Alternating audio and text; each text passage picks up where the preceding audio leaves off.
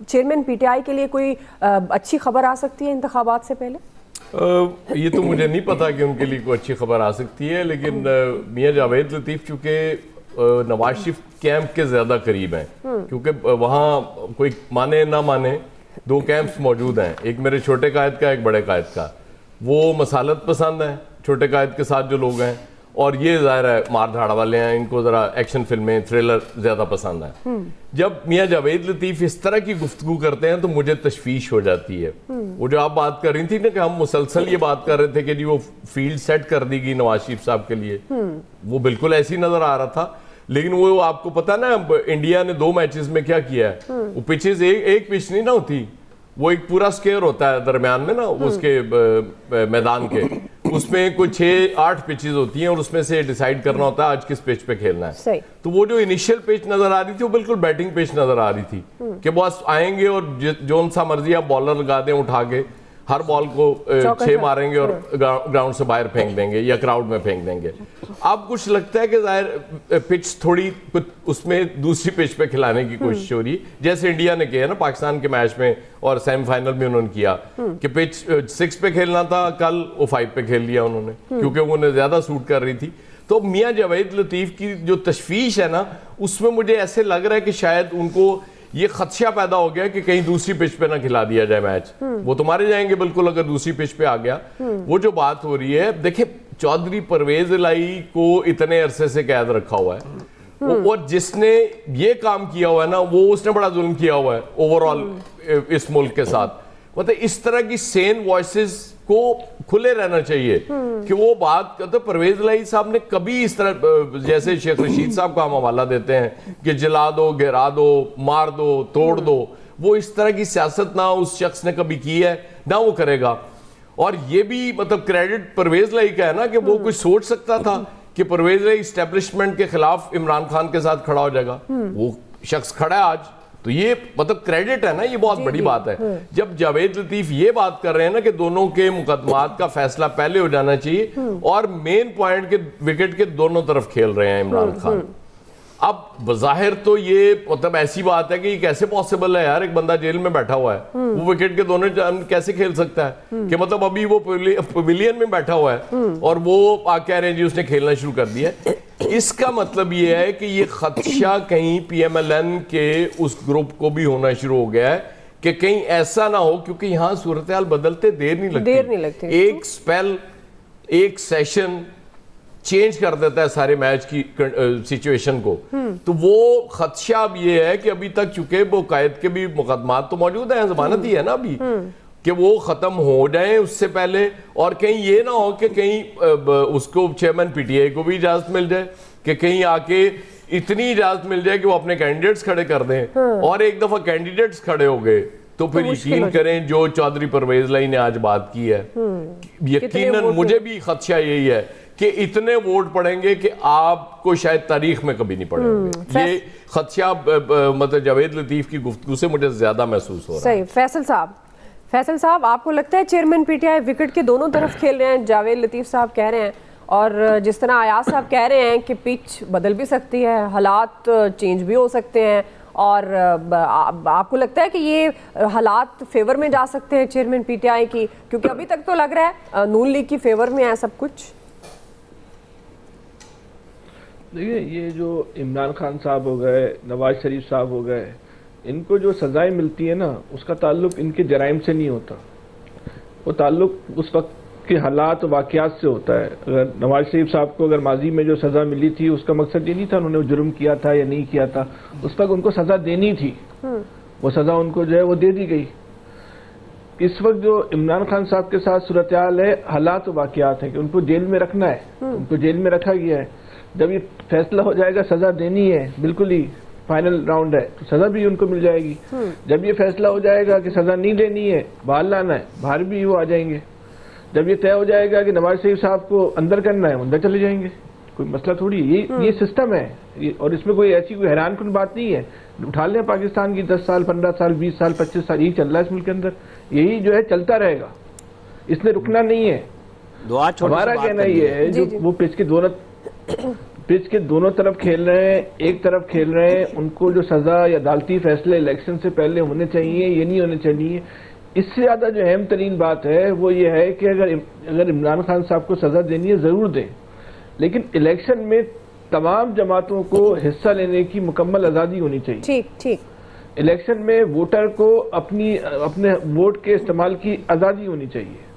इस वक्त इस पाकिस्तान के मसाइल को समझना बहुत ज्यादा नागुज़ीर है, जो इतना नागुज़ीर 2018 में, 2013 में, 2008 में नहीं था। आज पाकिस्तान जिधर खड़ा हुआ है वहाँ पाकिस्तान 2018 में नहीं खड़ा हुआ था या 2013 में नहीं खड़ा हुआ था। ठीक है, क्या इस पाकिस्तान को यहाँ नवाज शरीफ ने खड़ा कर दिया हो या इमरान खान ने खड़ा कर दिया हो या किसी ने भी खड़ा कर दिया हो, लेकिन पाकिस्तान है तो बुरे हालत में ना, इससे तो कोई भी इनकार नहीं कर सकता।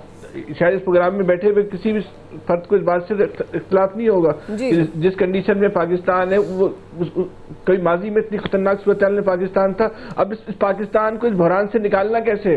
ठीक, उस पाकिस्तान को इस बहरान से निकालने के लिए जरूरी है कि सब लोगों को अपनी अना के बुत गिराने होंगे जी। इस पाकिस्तान को इस बहरान से निकालने की जरूरत यह है कि आपको इस मुल्क से एक इंतशार खत्म करना होगा।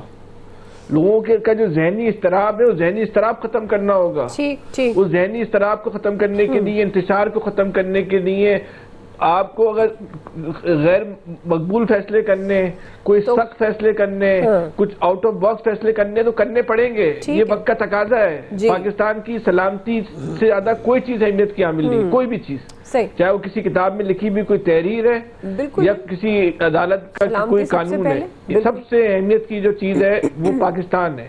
पाकिस्तान को बहरान से कैसे निकालना है और ये 24 करोड़ लोगों का जहनी इंतशार कैसे खत्म करना है, ठीक है, इसको फौकियत दें। मारूजी मामला से और सानवी मामला से अपने आप को बाहर निकालने, बसी कैनविस पे सोचें, अपने लिए भी सोचें और अपनी आने वाली नस्लों के लिए भी सोचें। कोई नहीं सोचता। आमिर साहब कुछ कहना चाह रहे थे आप? आमिर साहब को कोई बहुत बड़ी बात। हाँ, मैं बताना चाह रहा था, ये लालू खेत तो बीच में सोचने के लिए लगा रहेगा। मैं अगर कुछ थोड़ा सा तकलीफ में इजाफा कर दूं किसी की खुशी में, 21 नवंबर को नवाज शरीफ की अपीलें इस्लामाबाद हाईकोर्ट ने लगा दी। अच्छा, एवन फील्ड भी और अल अजीजिया भी, ठीक है। तो फिर ढूंढते रहे कि अब इलेक्शन कहाँ जा रहा है।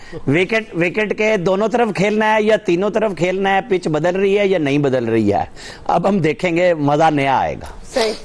इलियास साहब, मेरे कायद के होते हुए बात में पूछना चाह रहा था, आपकी इजाजत से आमिर साहब ने कि मैं भी सवाल पूछने देना उसे। जी जी, मैं इतना खुश क्यों हो रहा है यार? ये इलियास साहब की बात है, मैंने तो आपकी बात में बीच में कोई नहीं टोका, हम का बीच में आ गए। फिर खुश क्यों हो रहे हैं? नहीं, इनको सारी पिचों पर खेलने दे सबको।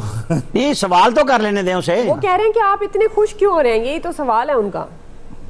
मतलब इलियास साहब, मैंने तो कहा है कि लोगों की खुशी खेले नहीं खेले, चीखें साहब दोनों तरफ पिचों पे खेले और तीनों पिचें। नहीं, हम तो हैं जर्नलिस्ट, हम हर एक की खबर देते हैं। मैंने ये खबर दी थी सबसे पहले कि परवेज इलाही की कोई सजा नहीं है, सजा है असेंबली तोड़ना। जहां से 7 एमपीए वो वादा करके लाए थे, उस चिड़ियाघर में जाएं, उनको मुतमईन कर लें, जमानत हो जाएगी। मैंने कोई बताएं आज तक उसके अलावा परवेज इलाही पे बात की हो कि ये सच है और ये गलत है। एक सीधी सी बात है। पीटीआई के लिए 9 मई है और उनके लिए ये है कि जनाब ने 7 एमपीए इस वादे पे लिए थे कि असेंबली नहीं तोड़ेंगे, तो आपने तोड़ दी, अब भुगत लें, बस इतनी कहानी है। चले इलियास साहब, देखें जी, आज देखें, जब जैसे कल कहा था कि लेवल प्लेइंग फील्ड की बात हो रही थी, कल तक सब कह रहे थे, पीपल्स पार्टी कह रहे हैं, अब ये भी नून लीग वाले भी कहेंगे कि लेवल प्लेइंग फील्ड का जो मसला है, तो वो आज सारे उनको पता चलना लग गया कि जी अब दूसरों को भी, सबको बराबर, जब बराबर खेलेंगे तो इनको पता चलेगा कि किस तरह खेलना है। ये एक दूसरे पर अब इल्ज़ामात लगाते रहेंगे। ये इस तरह कह रहे हैं कि जैसे एक कैदी जेल में है तो उसको कह रहे हैं कि दोनों तरफ खेल रहा है, बताएं उसको किस तरह। उस जाहिर है वो बड़ा आदमी है, उससे मुलाकातें करेंगे लोग, उससे मिलने आएंगे, तो ये इस तरह नहीं करना चाहिए, बल्कि अपना बैठ के मेहनत इनको करनी चाहिए। सबको बैठ के जाके अपनी चीज़ें देखनी चाहिए, माजी से सबक सीखने चाहिए। वो बात बिल्कुल ठीक है कि ये इलेक्शन सबसे टफ इलेक्शन होगा इन सब के लिए, जमातों के लिए, कि इनको सबको खुद मेहनत करनी पड़ेगी। अब इनको इंतज़ार नहीं हो, इनको पहले इंतज़ार होता था कि इनको कोई ताकत मिल जाएगी, कोई मदद मिल जाएगी, लेकिन अब इस दफ़ा किसी को कुछ नहीं मिलने वाला। ये बैठ के सारे खुद अपनी मेहनत करेंगे और देखें या वोटर्स को किस तरह घरों से निकालते हैं। वो वोटर को निकालना इनके लिए सबसे बड़ा है, क्योंकि वोटर इनको पसंद ही नहीं कर रहा इन जमातों को। अब ये जिस तरह कर रहे हैं कि जिस तरह बंदे इकट्ठे करने के लिए, जिस तरह के जलसे करने के लिए, इनको खुद मेहनत करनी पड़ेगी तो तब पता चलेगा। अब एक जलसा वगैरह इस तरह जो है बिरयानियों पर और इस तरह क्या कहते मटन पर बुलाना पड़ेगा लोगों को, जाहिर है लोग तो सारे इकट्ठे होंगे, ज्यादा खर्च करने पड़ेंगे, इनको बड़ी मेहनत करनी पड़ेगी। तो बड़ी स्ट्रेटेजी इनको लाहौर में, बल्कि लाहौर नहीं, लाहौर तो इनका कहते थे गढ़ है, तो अब गढ़ में से भी अपने बंदे निकालना पड़ेगा, बल्कि पूरे मुल्क में से देखना पड़ेगा कि किस तरह इलेक्शन को कैंपेन को चलाना पड़ेगा। बिलावल की स्ट्रैटेजी बिल्कुल ठीक थी, बिलावल सही निकल रहा है और वो एक सोची समझे के तहत इन सब जमातों ने सर्वे करवाए हैं अपने कि हम कितने पानी में खड़े हैं। इन सबको पता चल रहा है कि जनाब इनके लिए बड़ा टफ है इलेक्शन, तो इलेक्शन जब टफ है तो इनके लिए इनको स्ट्रैटेजी भी चेंज करनी पड़ेगी। ठीक है जी, मियां साहब ठीक कर रहे हैं, मियां साहब बिल्कुल सब लोगों से मुलाकातें कर रहे हैं अपनी, जिस तरह उन्होंने कैंपेन स्टार्ट की, गए बलूचिस्तान गए, आज लाहौर चैम्बर गए और जाके बातचीत करके आए, लोगों को बता के अपने सारे बताए कि जी हमने मुल्क को डिफॉल्ट से बचाया, हमने डॉलर की कंट्रोल किया, ये चीज़ें सारी चीज़ें बनेगी, इकोनॉमी को ठीक किया। तो जाहिर है वो अपने माजी के तजर्बे बता रहे हैं। अब क्योंकि अब हालात ये हैं, अब लोग चाहते हैं कि उनके से मसले हल हों। ठीक है जी, आप मसले हल की बात कर रहे हैं और जिस तरह आपने कहा ये आपने तो नहीं कहा था कि कायद का बयानिया तब्दील नहीं हुआ, वो जब आएंगे तो उनका वही बयानिया होगा। बिल्कुल, आपको वैसे याद है यासर ये मैंने कहा है और बयानिया वही रहेगा और आप सबका अजाला होगा। बयानिया है किधर? नहीं जनाब, वो बयानिया मौजूद है किधर? आपको विकेट के दोनों तरफ वही नजर आएगा। चलिए अभी अगले सवाल में हम बात करते हैं, आएगा ना? आप अभी इतनी जल्दी में क्यों हैं? हम बात कर रहे हैं क्योंकि हमारा सवाल यही है कि मुल्क को मौशी मसाइल से निकालने की अहलियत नून लीग रखती है या नहीं। इस पर राय लेते हैं ब्रेक के बाद।